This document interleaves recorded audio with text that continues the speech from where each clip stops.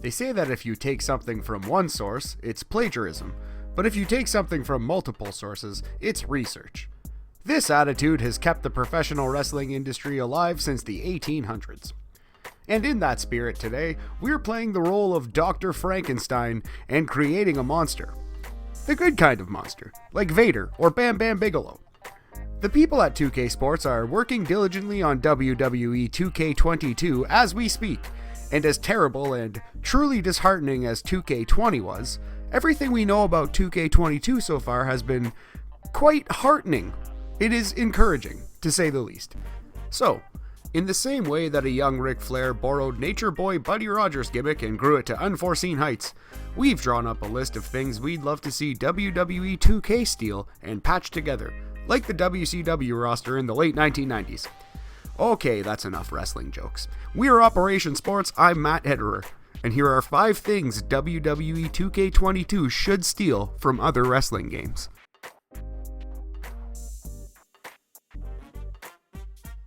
Number 5.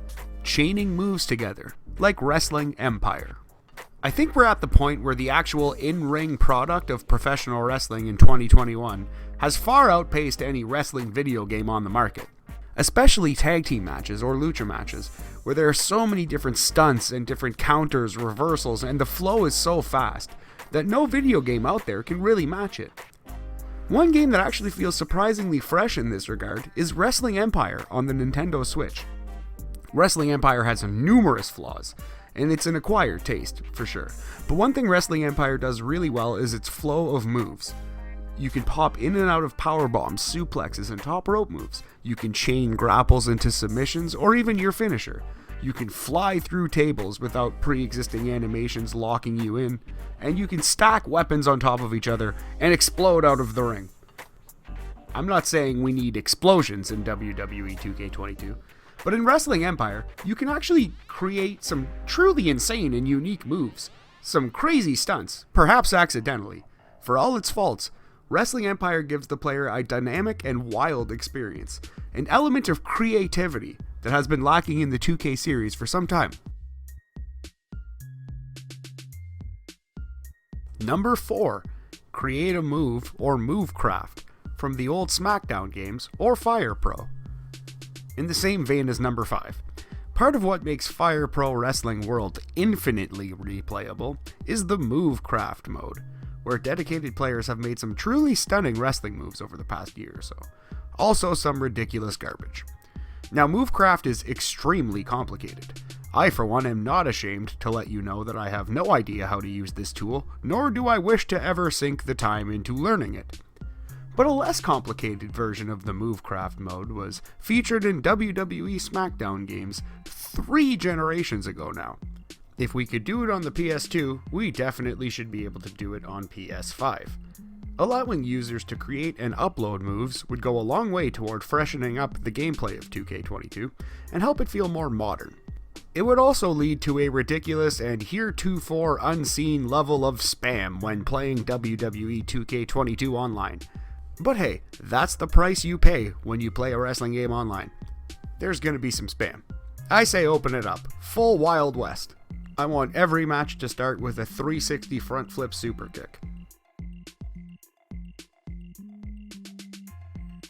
Number 3. Depth of AI customization. Also Fire Pro. We're going to show some more love to the Fire Pro series here. We've added a few ideas to freshen up the actual movesets of the wrestlers, but another thing Fire Pro does very well is its wide array of AI behavioral modifiers. With enough time and effort, you can really make wrestlers behave like their real-life counterparts. You can make a Ric Flair type brash, arrogant heel who runs away all the time, or a silent Goldberg-esque killer who starts a match hot but doesn't spend a lot of time taunting, until the finish. This ties into movesets as well. You can control how often AI wrestlers will taunt, how often they'll use each move via a percentage, and you can set up follow-up moves. As a quick example, you can set it up so that Goldberg always goes for his jackhammer after the spear, or The Rock will always go for the people's elbow after hitting the rock bottom. Truthfully, you could lose hours just tweaking AI and the movesets and testing them out in various CPU versus CPU sims, or just firing up a game online and losing to the dreaded 360 front flip superkick. Number 2, pick up and play ability. Similar to Def Jam Vendetta. The temptation here is to shout out the N64 wrestling games, but that's been done. We all know those ones are great. Let's take a second to remember how great the Def Jam games were, shall we? Def Jam Fight for New York is the ultimate, the mecca of rapper fighting wrestling games. But the first Def Jam game, Def Jam Vendetta, is far more of a traditional wrestling game. Both games offer a fun factor and an accessibility that I challenge you to find in any other wrestling game on the market to this day. These games are so easy to pick up and play and have fun with. Truthfully, their mechanics are almost an advanced version or an evolution of the THQ N64 games anyway. So I'm not telling you that WWE 2K needs to have subway matches where the loser gets hit by a train, but is that any more or less ridiculous than Bray Wyatt's current character?